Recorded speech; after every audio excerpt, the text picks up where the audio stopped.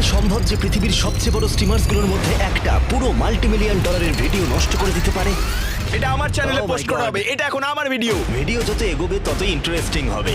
এবার তুমি তোমার বন্ধুর জন্য একটা জায়গা কিভাবে ওপেন করছো সেটা দেখানো হবে। স্টুডিওতে আমরা লাইভ আছি, যা দেখে তোমার মুখ বদলে যাবে। এই জন্য রুল আরো স্পেসিফিক হওয়া উচিত। আর একটা সামান্য ভুলও গোটা প্রোডাকশনে ক্যাওসের একটা চেন রিঅ্যাকশন তৈরি করে দিতে পারে। এইসব দেখিও ফ্লেক্স করছে। এই ভিডিওটা ইউটিউবে আগে কখনো ভাই। আসেনি। এবার দেখাই কিভাবে করা হয়েছে। চোখের কাপড়গুলো খুলে ফেলো। আমি 100 জন কন্টেস্ট্যান্টকে ট্র্যাপ করেছি, আর তোমাদের এই স্পাইকগুলোর হাত থেকে বেঁচে পালাতে হবে, না হলে এলিমিনেট হয়ে যাবে। Good luck. এটা গেম টাইম। সাবধানে যাবে, ঠিক আছে?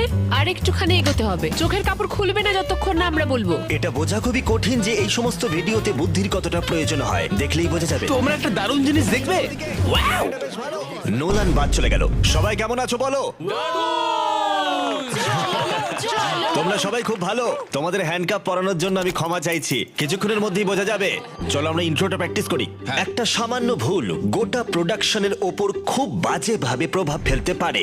দুর্ভাগ্যবশত শুটের কিছুদিন মাত্র আগে আমি একটা ছোট্ট ভুল করেছিলাম যখন স্পিডকে আমার স্টুডিও দেখাচ্ছিলাম। এটা আমার পরের ভিডিওগুলোর সেট। সত্যি বলতে আমার মনে হয় এগুলো প্রোটোটাইপ, যদিও এগুলো শেষ নয়। আমি ভুল করে এটা স্পিডের স্ট্রিমে দেখিয়ে ফেলেছিলাম। আমি না বুঝে করে ফেলেছিলাম। আমার করার আগে ভাবা উচিত ছিল ওদের পাজল সলভ করতে হবে সিলিংটা নেমে আসার আগেই। এটা ভালো হবে, তাই না? এমনকি এদের মধ্যে একজন কন্টেস্টেন্ট স্ট্রিমে এই ট্র্যাপটা দেখে ফেলেছিল, তাই বাকি কন্টেস্টেন্টদেরও এই ট্র্যাপগুলো দেখার একটা সুযোগ থাকা উচিত। চোখের কাপড় খুলে ফেলো। তাই আমরা একটা রিহার্সাল করে কন্টেস্টেন্টদের ট্র্যাপটা দেখালাম। চ্যালেঞ্জটা শুরু হবার আগে তার সাথে ট্র্যাপটাও আমরা দেখালাম, কিন্তু একটা সমস্যা তখনও ছিল। প্রায় 45 সেকেন্ড হয়ে গেছে, এটা কি আমরা 30 করতে পারি? 35। প্রথম ট্র্যাপটা ছিল কন্টেস্টেন্টদের 3 ভাগের মধ্যে 2 ভাগ প্লেয়ারকে এলিমিনেট করার জন্য। মাত্র 45 সেকেন্ডে 46 জন প্লেয়ারের মধ্যে 34 জন প্লেয়ার সামনে এগিয়ে যাবে। ওরা যদি 45 সেকেন্ডের মধ্যে এখান থেকে বেরিয়ে যায় ওরা 100,000 জিতবে। আমরা আমাদের স্টাফকে দিয়ে একের পর এক টেস্টও করাই যাতে কন্টেস্টেন্টরা এই টার্গেটগুলো অ্যাচিভ করতে পারে। কিন্তু এখন আর টেস্টগুলো করার কোনো মানেই ছিল না, কারণ সবাই এর আগে একটা স্নিক পিক দেখে নিয়েছিল। তাই 45 সেকেন্ডের বদলে আমরা সময়টা কমিয়ে আনলাম মাত্র 35 সেকেন্ডে। চলো শুরু করো, করতেই হবে, দেখা যাক কি হয়। ঠিক আছে, তোমরা চোখের কাপড় খুলে ফেলো। আমি পৃথিবীর অন্যতম ডেঞ্জারাস রুমে এই 100 জন মানুষকে আটকে রেখে দিয়েছি। সিলিংটা নামাও, দেখা যাক এলিমিনেট হবার আগে কারা বাইরে বেরিয়ে আসতে পারে। সিলিং ক্রমশ নিচের দিকে নামছে। প্রথম ট্র্যাপে যখন আমরা একটা বড় সমস্যার সমাধান করলাম। Classic mister sir, beast. তুমি ওখানে কি কাজ করছো? স্পিডের সাথে ঘটে যাওয়া বিশৃঙ্খলা এই চ্যালেঞ্জে পরে বড় প্রভাব ফেললো, আর তোমরা দেখতে পাবে কিভাবে আমরা চ্যালেঞ্জটাকে একটা ট্র্যাকে নিয়ে আসি। ওর মাথার পেছনে লেগেছে। তোমরা এদিকে যাও তো, ঠিক আছে। এদিকে। আর বুঝতে পারবে কেন আমাদের এই চ্যালেঞ্জটা অন্যতম বড় একটা চ্যালেঞ্জ। তোমার কি মনে হয় আমরা পেন্টবল গেমটা কখন শুরু করব? 8:30 শুরু হবে। আচ্ছা, কতজন বেরিয়েছে? আমাদের কি ওই এক্সিটে আচ্ছা। অন্য কোনো অ্যাঙ্গেল আছে? আসলে বাস্তবে 30 থেকে 40 জন প্লেয়ার এই স্পাইক রুম ট্র্যাপ থেকে বেরোতে পারে, কিন্তু পরের রাউন্ডে পৌঁছেছে 51 জন প্লেয়ার। ভাই, সংখ্যাটা অনেক। পরের গেমটা কি হবে জানি না। এই এরিনায় 50 জন প্লেয়ার ধরবে? কি মনে হয় বিশৃঙ্খলা হতেই পারে? ওরা কি পড়ে আছে দেখা যাবে? পুরোটাই সাদা রয়েছে। ওদের একটা কম্প্রেশন প্যাড, শার্ট আর প্যান্ট আছে, তাই না? ঠিক বলছি? হ্যাঁ, ওর নিচে। ওরা কি কিছু বুঝতে পারবে না? ব্যাপারটা হলো তুমি এখানে এক ওরা কাজ করো, কিছু এক্সট্রা দিয়ে দাও, হয়ে যাবে। ওদের ড্রেসটা পরে কেমন লাগে একটু দেখবো আমি। পেন্টবল গেমে এমন প্লেয়ারদের দরকার যাদের আমি ঠিক আছে। বিশ্বাস করি। আমি আমার গোটা টিমকে সব সময় ক্রেডিট দিই। 3 2 1 যাও। আমরা সত্যি প্রত্যেকটা স্টেপ শুট করার আগে পরীক্ষা করে দেখি। তুমি কিছু আমি বুঝলে? কিছু বুঝতে পারিনি। আমি একদম সোজা গেছি, ব্যথা লাগেনি। মানে আমার যেন মনে হলো কেউ এসেই চলে গেল। কিন্তু পেন্টবল গান কোনো মজার ব্যাপার নয়। আমার ছোট্ট বন্ধুকে হ্যালো বলো। এই চ্যালেঞ্জের কয়েক সপ্তাহ আগে টিম ওয়াটার লাইভ স্ট্রিমে আমার 3টে শট লেগেছিল। আমার লাগলো তো, সত্যি বলতে খুবই লেগেছে। এটা ভালো ছিল না। স্ট্রিমে তোমাকে স্বাগত বন্ধু। আমার পায়ে লেগেছে। ও জোরে লাগলো মনে হচ্ছে। হ্যাঁ, তোমার কি লাগলো? প্রথমটা একটু খোঁচা লাগবে, তারপর তোমার অ্যাড্রিনালিন তোমায় কাটিয়ে দেখো, দেবে। এটাই কিন্তু আমরা আশা করেছিলাম, কিন্তু বাস্তবে ঠিক এইরকম। এটা খুব ভয়ঙ্কর। এটা দিয়ে আমরা শুট করতে পারবো না। এটা দিয়ে 6 জনকে শুট করা যাবে, আর ওরা প্রায় 10 জনকে 15 বার করে তো মারবেই। যার 3 বার পেনবল শট লেগেছিল এবং 3 সপ্তাহ পরে তার দাগ ছিল। আমি হলে ছেড়ে দিতাম, আমি চাই না কেউ আঘাত পাক। তাই আমরা পেনবল বন্দুকের শক্তি কমিয়ে দিলাম যাতে কেউ আঘাত না পায়। কিন্তু আরেকটা কাজ করা তখনও বাকি ছিল। ও ভাই, 51 জন বাকি আছে, 20 জন এগোতে পারবে। এদের মধ্যে 31 জন এলিমিনেট হয়ে যাবে। তোমরা কে কে গেমের নিয়মগুলো বুঝে পার্টিসিপেট করবে তারা সবাই আমাদেরকে হাত তুলে জানাও। সেকেন্ড ট্র্যাপে তোমাদের স্বাগত। সবাই ভেতরে চলে এসো, ভেতরে চলে এসো। এই ট্র্যাপে আরো প্লেয়ার এলিমিনেট হবে, আর বাকি গেম স্ট্র্যাটেজি আর টিম ওয়ার্ক দিয়েই খেলতে হবে। আমরা ওদের একে অপরের বিরুদ্ধে দাঁড় করাবো। এরপর তোমরা দেখতে পাবে আমাদের চ্যালেঞ্জগুলো কিভাবে সময়ের সাথে সাথে চেঞ্জ হয়, এমনকি কয়েক মুহূর্তেও। আমি বুঝতে পারিনি যে এটা চ্যালেঞ্জে করতে যাই হবে। হোক চ্যালেঞ্জ এগুলো তো করতেই হবে। আমাদের যত কন্টেস্টেন্টস আছে আর যত বড় সেট আমাদের আছে, সেই জন্য আমাদের ভিডিওতে ঠিক কি কি হয় তা তোমাদের ধারণাও নেই। এরকম বড় বড় সেট তৈরি করতে গিয়ে মাঝে মাঝে 100 জনেরও বেশি মানুষ একসাথে কাজ করে, ইঞ্জিনিয়ার্স, আর্টিস্ট এবং আরো অনেকে। আর স্ল্যাক এদেরকে কমিউনিকেট করবার জন্য একটা ভালো সুযোগ দেয়। অ্যাপ অথবা কোনো ইমেল ইউজ না করেও ওরা এই সুযোগটা পেতে পারে। আরে ভাই আস্তে, আরে দেখো ও কেমন করছে, আরে ওই দেখো কি দেখছো। ভাই তোমার 30 বছর হয়ে গেছে। 27 কিন্তু 30 নয়, বুঝেছো? ও ঠিক আছে, ট্র্যাপ নাম্বার 3 তে তোমাদের স্বাগত। ট্র্যাপ নাম্বার 3 তে তোমাদের স্বাগত। আমাদের এখানে একটা ভয়েড আছে, মানে এডিটে এটা ভয়েড করে দেওয়া হবে।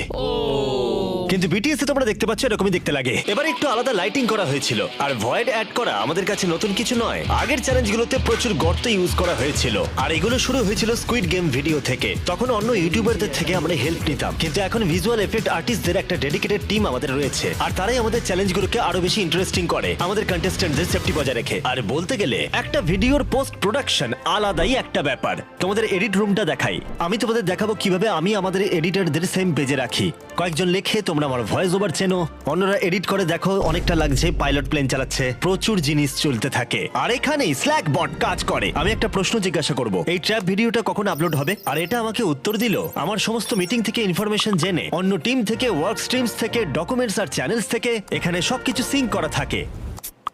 যাই হোক, এইমাত্র আমি স্ল্যাক ইউজ করলাম। এবার ভিডিও রিভিউ করব।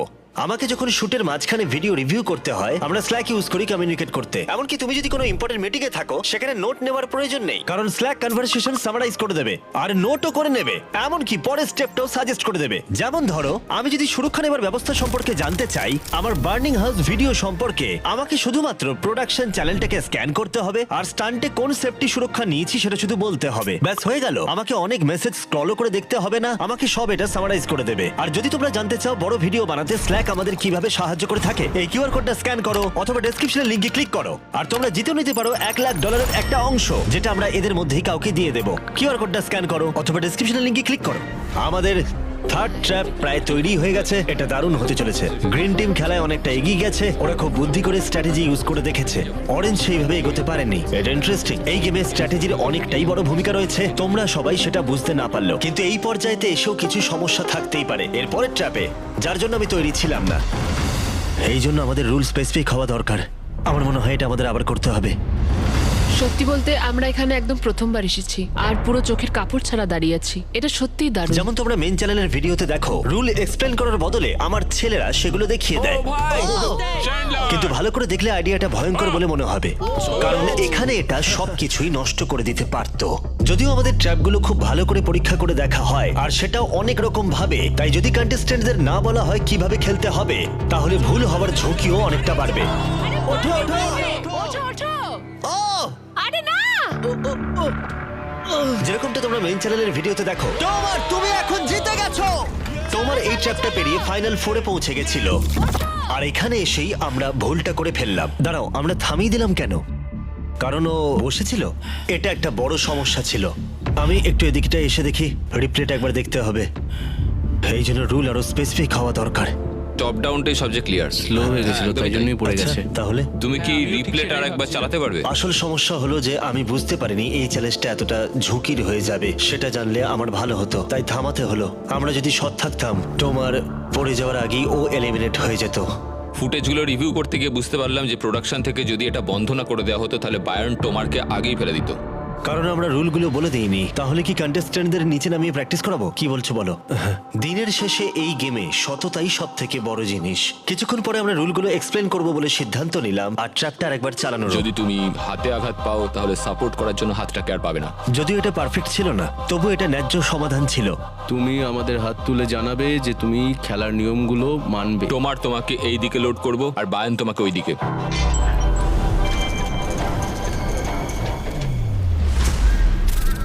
ঠিক আছে, তাহলে এবার ফাইনাল ট্র্যাপের সময় হয়েছে।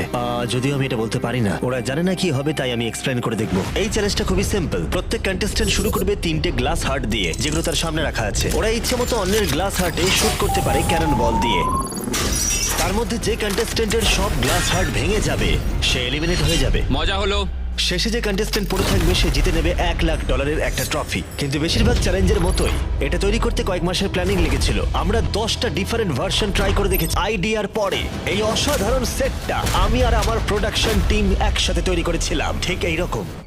ব্যাস, এক্সপ্লেন করা হয়ে গেল, অনেকটা মজাও হলো। দেখা যাক কি হয়, কে আগে বেরোবে, কিভাবে ডিসাইড করব। আমরা টোমারকে দিয়ে শুরু করব, কারণ ফার্স্ট, সেকেন্ড, থার্ড, ফোর্থ সব কটা রাউন্ডের উইনার। মেইন চ্যানেলের ভিডিওতে ক্যারামেল প্রমোট করব। হ্যাঁ, একবার ট্রাই করে দেখতেই পারি।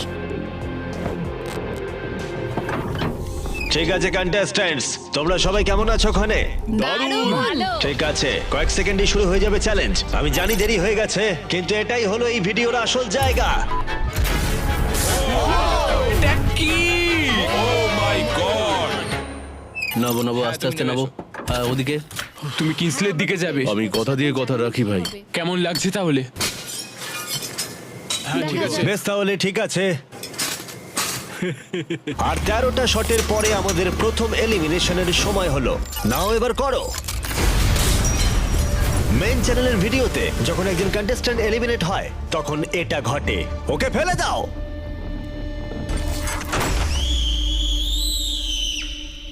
যাই হোক, বেলি বাইরে বেরিয়ে এসো। এটা অনেকটা দেখতে লাগে যে আমরা কন্টেস্ট্যান্টদের গভীর খাদে ফেলে দিচ্ছি, কিন্তু বাস্তবে এটা এইভাবে ঘটে। ঠিক যেমন জোসেফের মতো। একজন ছাড়া সকলেই এইভাবে পড়েছিল। ফেলে দাও। তোমাকে ভালোবাসি। ভাই মনে হলো আমার ভিতরে সবকিছুই নড়ে গেল। আর অনেক ঘন্টা পরে আমরা উইনারকে পেলাম। পেরেছি। ও মাই গড। ও, তুমি জিতে গেছো, এটা তোমার। তুমি ভালো খেলেছো।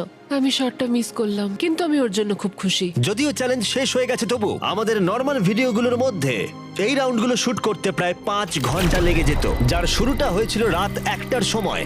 আর যখন আমরা শেষ করলাম তখন আকাশে সূর্যের আলো দেখা দিয়েছে। জিমি, আমাকে সুযোগ দেওয়ার জন্য ধন্যবাদ। Thank you. আর পারছি না, অনেকটা দেরি হয়ে গেল।